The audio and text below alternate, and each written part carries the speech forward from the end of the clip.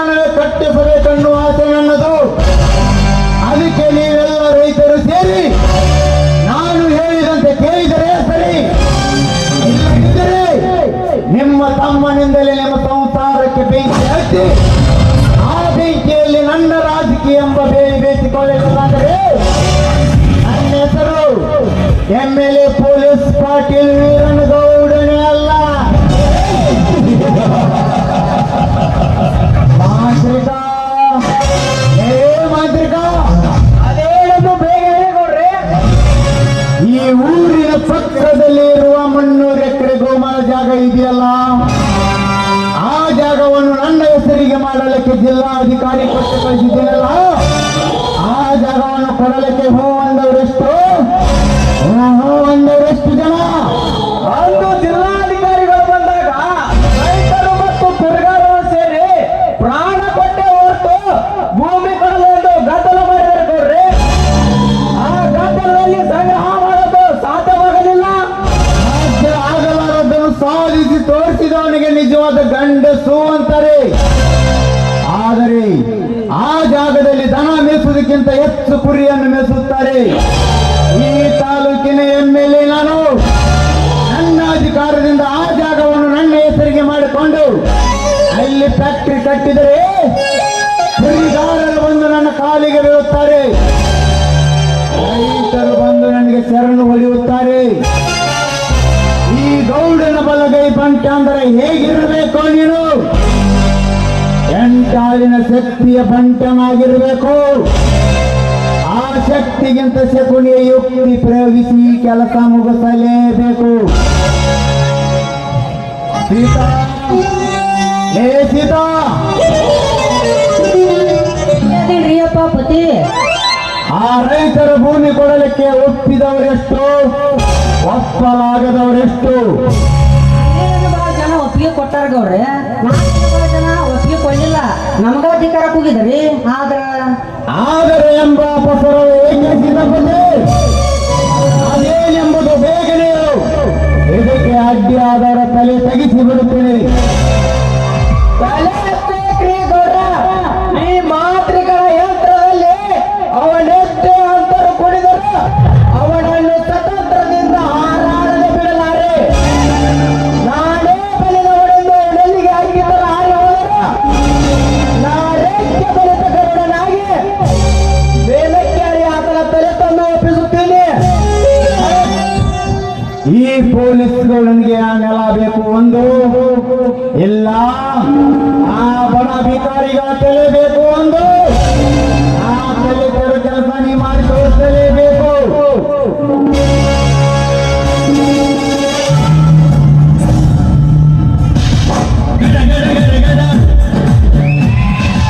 ಸಾಧ್ಯವಿಲ್ಲ ಸಹೋದರ. ನಾನು MLA ಇದ್ದೇನೆ, MP ಇದ್ದೇನೆ ಎಂದು ಆ ಭೂಮಿಯನ್ನು ನಿನ್ನ ವಶ ಮಾಡಿಕೊಳ್ಳಲಿಕ್ಕೆ ನಿನಗೂ ಸಾಧ್ಯವಿಲ್ಲ, ಈ ನಿನ್ನ ಮಾಂತ್ರಿಕನಿಗೂ ಸಾಧ್ಯವಿಲ್ಲ. ಸಹೋದರ, ನೀನು ನಿನ್ನ ಆಳುಗಳನ್ನು ಕಳಿಸಿ ನಮಗೆ ಎಷ್ಟೇ ಕಿರುಕುಳ ಕೊಟ್ಟರು ಅದಕ್ಕೆ ಹೆದರುವ ಏರಿಗಳಲ್ಲ ಈ ರೈತರ ಮಕ್ಕಳು. ಆ ಭೂಮಿಯಲ್ಲಿನ ಒಂದು ಹಿಡಿ ಮಣ್ಣನ್ನು ಮುಟ್ಟಿ ನೋಡು, ನಾನು ನಿನ್ನನ್ನು ನೋಡಿಕೊಳ್ಳುತ್ತೇನೆ. ಎತ್ತರ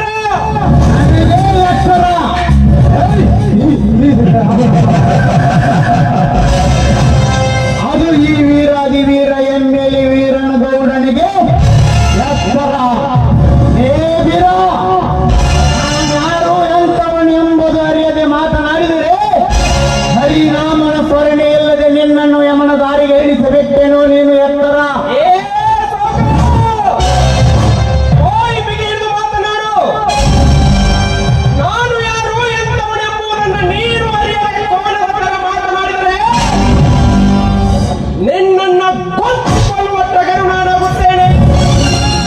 ಹೇ ವೀರ, ಕ್ರೂರ! ಇವನು ಸಪ್ಪನ ಬೇಳೆ ಬೀರನಲ್ಲ, ಸಿಕ್ಕಂತೆ ಕುರಿ ಹಾಲು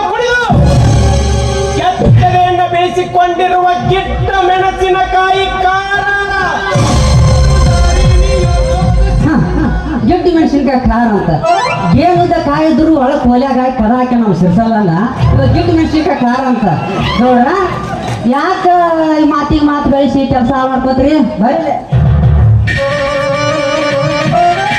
ಇಷ್ಟು ಮಾಡಿ ಮುಗಿಸ್ಬಿಡ್ರಿ ವೆರಿ ಗುಡ್. ನೋಡು ಬೀರ, ಕೋಪದಲ್ಲಿ ಮಾತನಾಡಿ ನೀನು ಚಿಕ್ಕವನಾಗಬೇಡ. ನೀನು ನನ್ನೊಂದಿಗೆ ಸ್ನೇಹ ಗಟ್ಟಿ ಮಾಡಿಕೋ. ನಿನ್ನನ್ನು ಆ ಗರ್ಭ ಶ್ರೀಮಂತನ ಮಾಡಿಬಿಡ್ತೇನೆ. ಯಾಕಂದರೆ ಆ ಸರ್ಕಾರಿ 300 ಎಕರೆ ಗೋಮಳ ಜಾಗ ನಿನ್ನದು ಅಲ್ಲ, ನನ್ನದು ಅಲ್ಲ. ಅಲ್ಲಿ ಹೋಗುತ್ತಾ ಇರೋದು 400 ಎಕರೆ ಭೂಮಿ ಕೂಡ ನನ್ನದು ಅಲ್ಲ, ನಿನ್ನದು ಅಲ್ಲ. ನೀ ಹೂ ಅಂತ ಒಪ್ಪಿಗೆ ಕೊಡು. ಆ ನಂತರ ನಿನಗೆ ಎಷ್ಟು ಹಣ ಬೇಕು ಬಾಯಿ ಬಿಟ್ಟು ಕೇಳು. ತಡ ಮಾಡದೆ ಕೊಟ್ಟು ಕಳಿಸುತ್ತೇನೆ.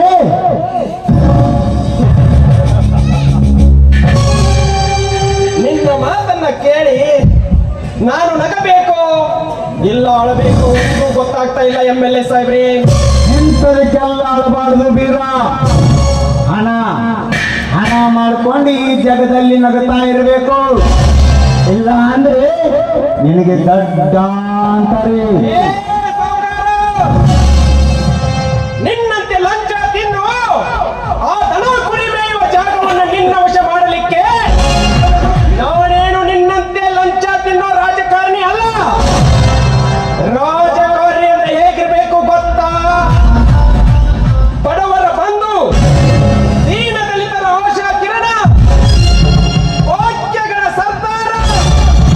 14 ಬಾರಿ ಕರ್ನಾಟಕ ರಾಜ್ಯಕ್ಕೆ ಬಜೆಟ್ ಮಂಡನೆ ಮಾಡಿ ಕರ್ನಾಟಕದಲ್ಲಿ 2ನೇ ಬಾರಿ ಮುಖ್ಯಮಂತ್ರಿಯಾಗಿ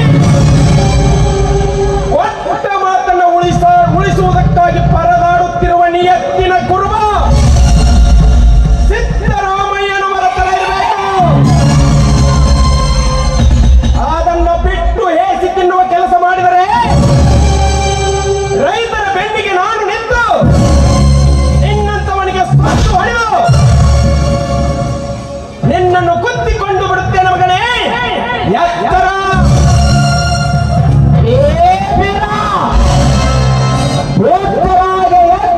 ಮಾತನಾಡಿ ಬಯಸಿ ಬಂದಿದ್ದನ್ನು ತಿರಸ್ಕರಿಸಿ ಹಾಳಾಗಬೇಡ. ಹಣ ಪಡೆದುಕೋ, ನಿಮ್ಮ ಗುಣ ಉಳಿಸಿಕೋ. ಅಂದ್ರ ಅನಾಮ ಹೋಗುತ್ತಾ ಮುಂದೆ ನಿನ್ನ ಹೆಣ ಏರ್ ಹೋಗುತ್ತೆ ನೋಡಿ ತಮ್ಮ.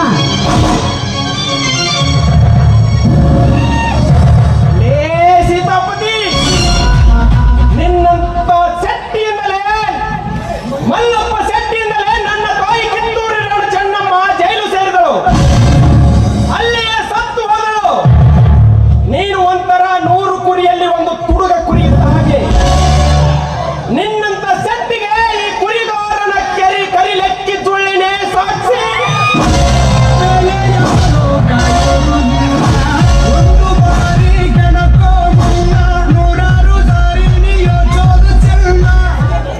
ಲೇ ಹಲಕಾನನ ಮಕ್ಕಳ, ಇದು ಅಂದಿನ ಕ್ರಾಂತಿ ವೀರ ಸಂಗೊಳ್ಳಿ ರಾಯಣ್ಣ ಸಿಂಧೂರು ಲಕ್ಷ್ಮಣನ ಸ್ಫೂರ್ತಿಯಲ್ಲಿ ಬೆಳೆದ ಗಂಡು ದೇಹ.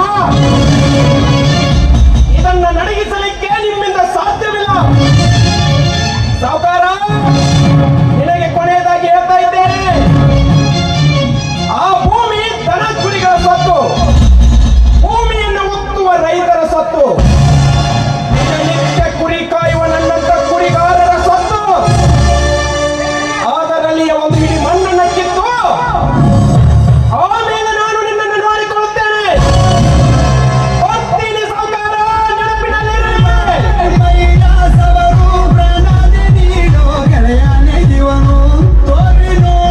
ಹೋಗು ಹೋಗು ಬೀರ, ಹೋಗು. ಕುರಿ ಹಾಲು ಕುಡಿದು ಚಚ್ಚದಿ ಬೆಳೆಸು ತಿರುಗುವ ನಿನ್ನನ್ನು ಮಣ್ಣು ಮುಗಿಸುವುದು ನನಗೆ ಚೆನ್ನಾಗಿ ಗೊತ್ತಿದೆ. ಎಷ್ಟು ಸಕ್ಕಿಲಿ ಮಾತನಾಡಿ ಹೋದನಲ್ಲೇ ಆ ಬೀರ. ಸೀತಾಪತಿ, ಹಾಕು ಇದಕ್ಕೊಂದು ಪ್ಲಾನ್. ಹಾಕಿದ ನಿನ್ನ ಪ್ಲಾನ್ ಅವನು ಸೀದಾ ನೇಣಿಗೆ ಶರಣಾಗಬೇಕು. ಹಾಗೆ ಹಾಕು. ಹತ್ತಿಗೆ ಅದಕ್ಕೆ ವಯಸ್ಸಾದ್ರು ನೀಗೇನು ಬುದ್ಧಿ ಬರಲಿಲ್ಲ ಬೆಬರ್ಸಿ. ಹಾ ನೋಡಿ ಬರೀಲೆ ಸೀತಾಪತಿ, ಆ ಬಡ ಭಿಕಾರಿಗೆ ನನ್ನ ತಂಗಿ ಕೊಡದೆ ಸೀತಾ, ಇದು ನಿನ್ನ ಅಪಸರದ ಮಾತು.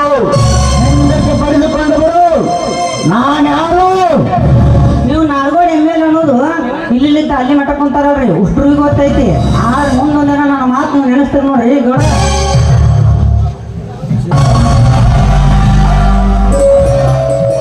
ನಮಸ್ಕಾರ ಗೌಡ್ರಿ.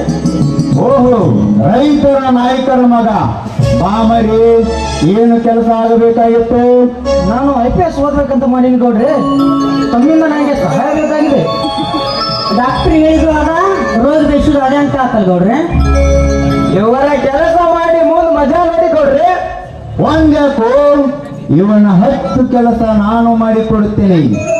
ಈ ಶಶಿಧರ ನಮ್ಮ ಹುಡುಗ ತಾನೆ? ಗೌಡ್ರಿ, ನನ್ನ ಮೇಲೆ ಇಷ್ಟೊಂದು ಅಭಿಮಾನವೇ?